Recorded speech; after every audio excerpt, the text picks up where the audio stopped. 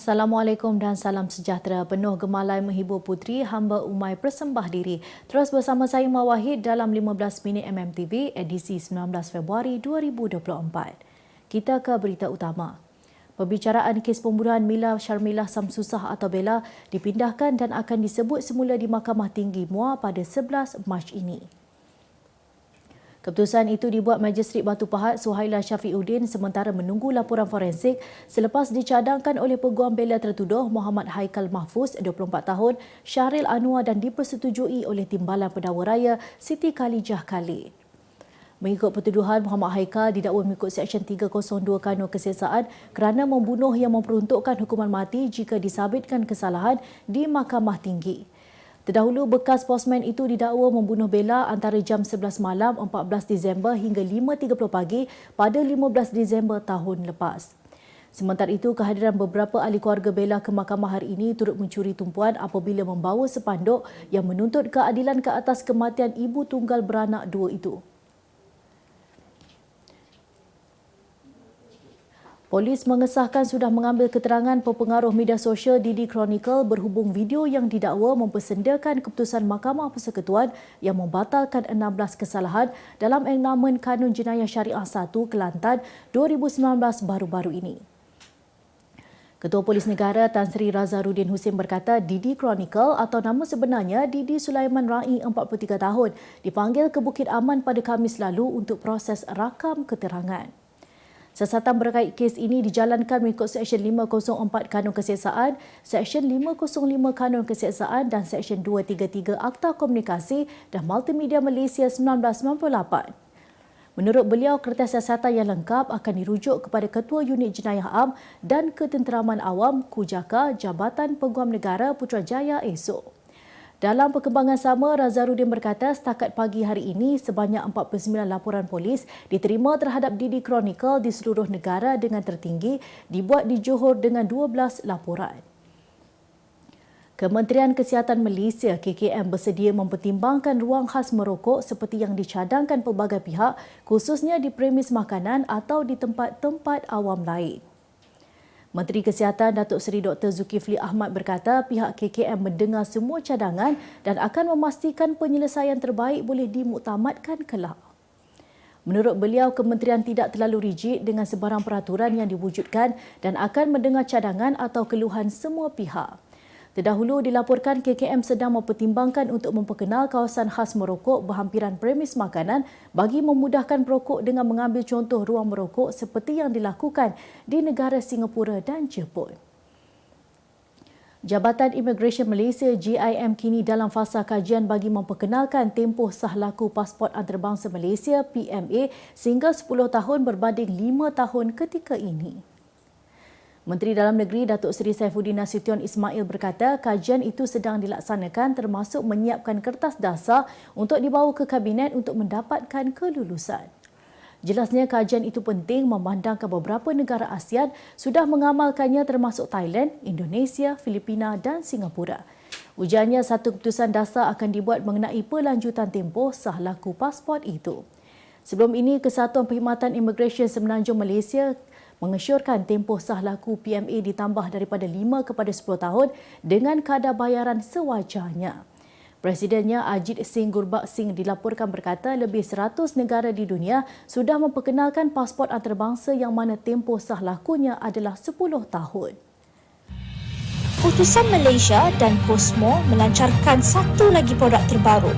Apa yang ada dalam Iklaneka? Ia adalah platform yang tepat dan efektif untuk mengiklan antaranya pelbagai jenis notis, cartan kosong, hartanah, tender, kenderaan, mencari wali atau waris dan pelbagai lagi. Apa yang anda cari? Semuanya ada di sini. 2 dalam 1. Layari iklaneka.utusan.com.my. Kita kembali lagi. Genap 50 tahun penubuhan Majlis Agama Islam Wilayah Persekutuan Mawib diserikan dengan penganjuran sambutan Karnival Mawib 2024 di Taman Tasik Titiwangsa Kuala Lumpur semalam. Mengangkat tema 50 tahun memacu kegemilangan, sambutan Jubli Emas itu dirasmikan oleh Perdana Menteri Datuk Seri Anwar Ibrahim. Menariknya, karnival ini turut diserikan dengan 100 buah reruai disediakan yang menggabungkan pameran jualan asnaf Mawib, perkhidmatan dan institusi pendidikan serta kesihatan di bawah Mawib. Saya mahu Mawib itu menjadi mercu tanda kebanggaan umat dengan tata kelola terbaik, dengan semangat roh perjuangan yang bermakna. Dakwah mesti dikembangkan. Dakwah dalam arti kita mempersatu, meningkatkan akhlak dan nilai, menyempurnakan ibadah. Bukan dakwah yang menggunakan majlis-majlis di surau untuk memecah belah, menghina orang, mencerca orang dan menafsir ikut kehendak masing-masing. Dalam majlis pelancaran tersebut, Perdana Menteri turut menyampaikan cek curah bantuan barangan makanan keperluan asasi berjumlah RM110,485,050 kepada wakil penerima bantuan sara hidup Mawib. Untuk naik pentas ni pertama kali lah, tapi bantuan dari Mawib dah 6 tahun. Jadi kami menerima bantuan makanan, sewa rumah, bantuan bulanan, kewangan, bantuan perubatan. Juga bantuan untuk 4 orang anak kami sekolah. Semua daripada Mawib. Perasaan kami adalah sangat-sangat berterima kasih dengan adanya Mawib. Tak rasalah terlalu susah. Semua Mawib tanggung. Jadi kami daripada pihak keluarga memang sangat-sangat berterima kasih kepada pihak Mawib. Di samping itu, turut disampaikan bantuan pakaian dan peralatan persekolahan berjumlah RM15,316,832. Sebelum ni ada juga dapat buatan sama juga, dapat baju, dapat duit. Terima kasih Mawib dah memudahkan anak-anak yatim. Saya rasa banggalah dan saya bersyukur sebab adalah orang-orang Mawib yang sudi tolong kita orang, dan saya banggalah sebab tak adalah nak bebankan mak ayah untuk beli barang-barang sekolah dekat luar. Tapi ni first time lah saya jumpa Perdana Menteri. Saya amat berterima kasih lah dekat Perdana Menteri sebab sudi tolong kita orang yang tak berkemampuan. Saya amat berterima kasih dekat Mawib dan saya harap Mawib akan terus untuk menambah pertolongan macam ni lah. Turut hadir ke majlis perasmian Karnival Mawib 2024 itu adalah Menteri di Jabatan Perdana Menteri Hal Ehwal Agama Datuk Dr. Muhammad Naim Mohtar dan Menteri Sumber Asli dan Kelestarian Alam Nik Nazmi Nik Ahmad. Gara-gara berani menayang bentuk badan di laman sosial, pelakon Ati Azman menerima kecaman sekaligus mengakui kesalahannya. Walau bagaimanapun, Ati atau nama sebenarnya Raja Muhammad Atiqullah Shah Raja Azman Shah, 24 tahun, meminta netizen supaya menggunakan cara yang betul dengan menjaga kata-kata sewaktu memberikan teguran kepadanya. Pernah bergelar pelajar tahfiz ketika mendapatkan pendidikan di sebuah sekolah agama, Atiq turut mengakui tidak memanfaatkan ilmu yang dimilikinya itu dengan baik. Sebelum ini, Atiq pernah dikecam kerana menayang otot perut atau six pack ketika bercuti di sebuah pulau peranginan di Terengganu sehingga mencetuskan pelbagai reaksi khalayak. Berita dunia. Seorang lelaki Australia mengambil keputusan berhenti kerja selepas majikannya membatalkan cuti tahunannya pada saat-saat akhir. Perbualan itu berlaku antara pekerja dikenali sebagai Noel dan majikannya Nick tular selepas dimuat naik pakar sumber manusia Michael Sands yang terkenal dengan perkongsian kisah benar tentang pengalaman buruk di pejabat. Ujarnya, Noel pada awalnya diberitahu ada rakan sekerjanya meletak jawatan menyebabkan semua cuti tahunannya yang sudah diluluskan terpaksa dibatalkan sehingga pihak pengurusan dapat mencari pengganti. Namun Noel menjelaskan dia tidak dapat membatalkan cuti kerana sudah menempah tiket ke Bali bagi menghadiri majlis perkahwinan abangnya. Sejak disiarkan, video itu mendapat lebih 667,000 tontonan dan ribuan komen dari seluruh Australia, United Kingdom, New Zealand dan Amerika Syarikat yang berkongsi pengalaman serupa. Seorang lelaki California yang memiliki 10,568 patung robot Transformer berjaya meraih gelaran rekod dunia Guinness. Koleksi Mike Kay berjaya merampas gelaran pemilik koleksi memorabilia Transformer terbesar daripada AJ Art yang sebelum ini memegang rekod tersebut dengan 5,150 item unik karakter tersebut. Kay berkata cinta terhadap barisan mainan itu bermula sejak 1984 ketika dia berusia 4 tahun. Menurutnya, dia berjaya mengumpul koleksi lengkap barisan robot generasi 1 ketika di kolej, tetapi koleksinya tidak terhenti di situ. Lelaki berusia 44 tahun itu gigih mengumpul keluaran baharu dan menggunakan laman jualan di internet untuk mencari patung eksklusif Jepun yang tidak memasuki pasaran Amerika Syarikat. Kemas kini pengetahuan anda tentang isu ekonomi dan pasaran. Merangkumi sektor hartanah, perniagaan, keuangan, komoditi, IKS, halal niaga dan dunia korporat. Sentiasa ikuti perkembangan ekonomi semasa di dalam dan luar negara. Semua informasi terkini hanya di hujung jari. Dapatkan edisi ringgit setiap Isnin hanya di Akhbar Utusan Malaysia.